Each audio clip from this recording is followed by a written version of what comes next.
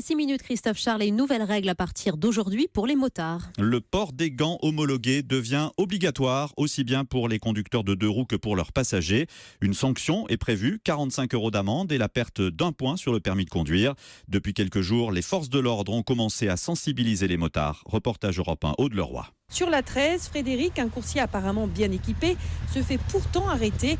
Les motards de la police de l'autoroute veulent vérifier ses gants cachés sous des manchons. Frédéric prend les devants. C'est pas des gants spécifiques moto. Il va falloir porter des gants homologués, donc porter la mention CE. Sinon, vous exposez à une amende de 45 € et un retrait d'un point sur votre permis de conduire. Le but de ces sanctions, protéger les mains des 12% de motards et de scooteristes qui ne portent pas de gants. Les mains souvent les premières à toucher le sol lors d'une chute.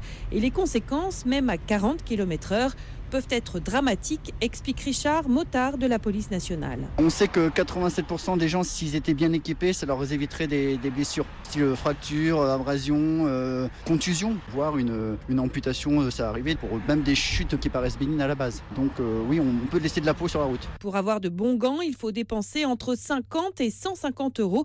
Mais pour beaucoup de motards, la crainte, c'est qu'après les gants homologués, obligatoires, on leur impose le port de tout l'équipement, le blouson, le pantalon, l'airbag, des vêtements et des accessoires très chers. Aude Leroy, Thomas.